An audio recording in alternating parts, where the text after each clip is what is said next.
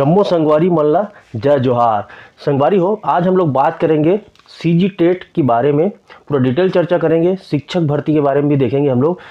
सबसे पहले मैं आपको बता दूं कि शिक्षक भर्ती जो है सीजी टेट एग्ज़ाम होने के बाद ही होने का चांस है। दूसरा चीज़, सीजी टेट निकालने के लिए जो आपको डाटा दिखाऊंगा मैं, ठीक है, तो सीजी टेट निकालने के लिए क्या रणनीति होनी चाहिए, तो एक्सपर्ट से जो राय दिया गया है उसको भी हम देखेंगे।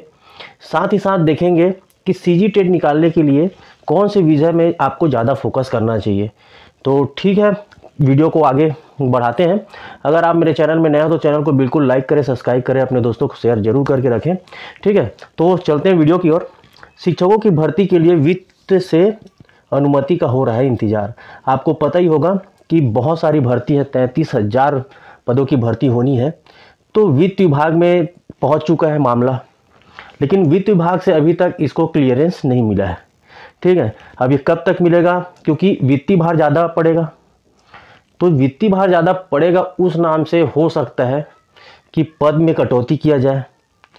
ये पॉसिबल है ना कि पद में कटौती किया जा सकता है।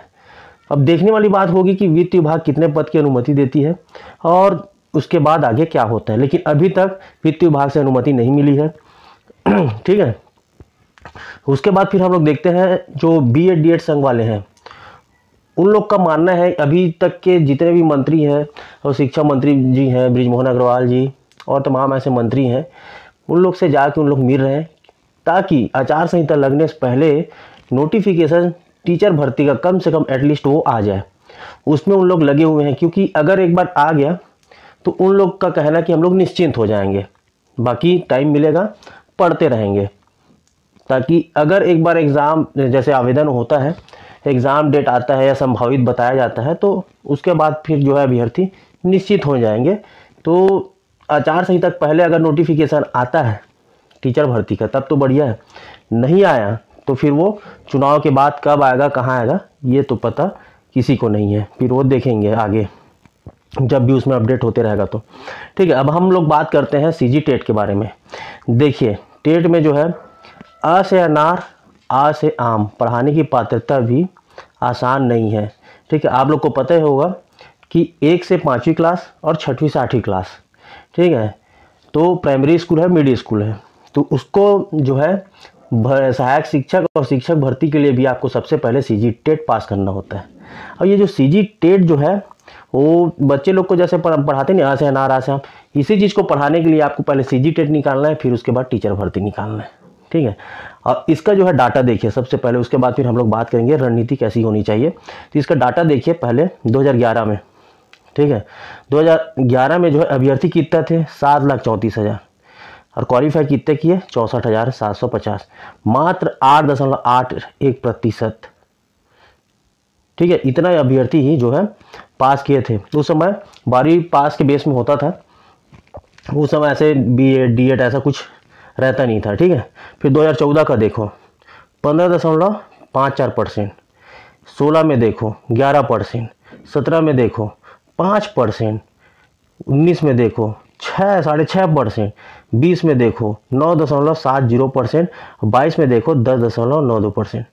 तो टोटल जो निकलता है ना, टोटल अभ्यर्थी जो डालते हैं उसमें से मात्र 10% 11% ही लोग जो है सीजी टेट पास कर रहे हैं।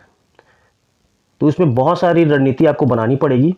ठीक है, तो उसी में हम लोग चर्चा करेंगे इतना कम लोग कैसे सीजी टेट पास करते हैं।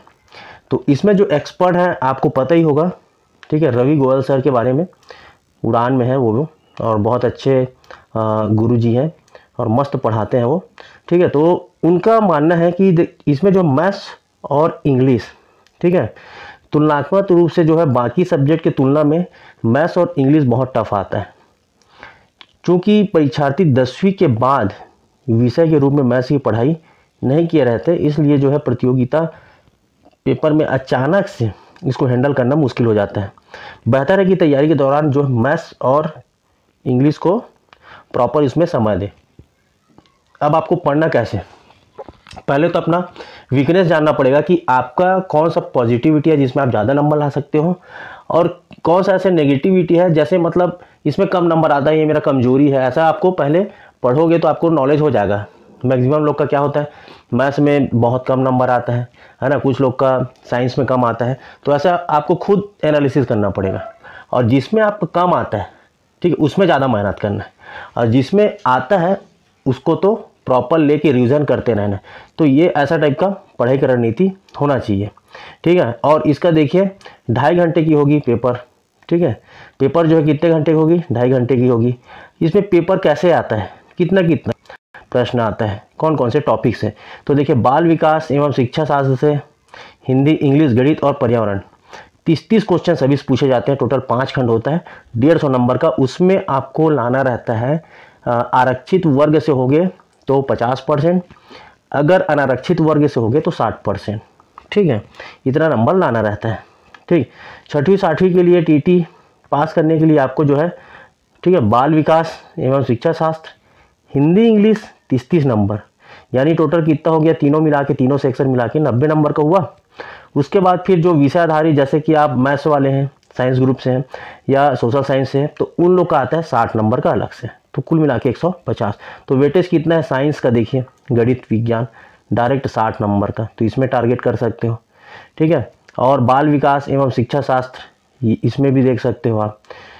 तो उसको फिर उस आधार पे आपको टारगेट करना है, जैसे आपका सब्जेक्ट वाइज अपना वीकनेस जानना है, फिर उसमें वर्क करना है, और प्रॉपर उसमें समय देना पड़ेगा।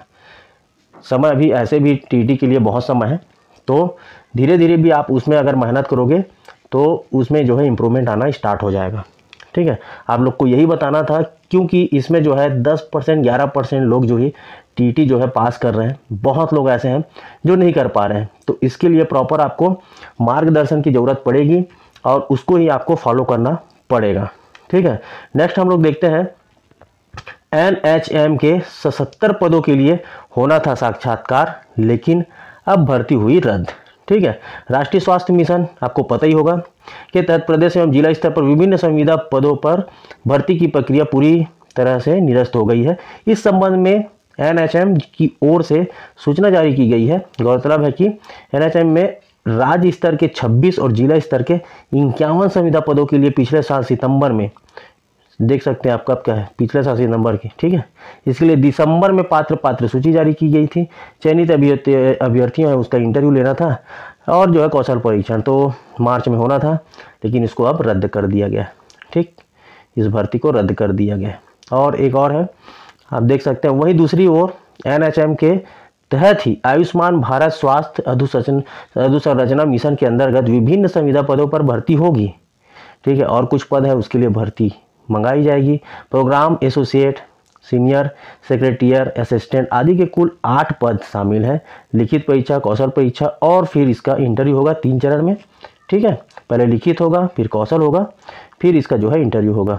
ऑनलाइन आवेदन प्रक्रिया शुरू हो गई है। आवेदन की अंतिम तिथि जो है 18 मार्च तक है, ठीक है। अगर इसमें आप इच्छुक हैं तो बिल्कुल इसमें आवेदन डालें, क्योंकि 18 मार्च तक इसका लास्ट डेट है, ठीक है। आप लोग को यही बताना था। अगर मेरा वीडियो आपको अच्छा लगा तो वीडियो को लाइक करें, सब्सक्राइब करें, अपने दोस्तों को शेयर जरूर करें।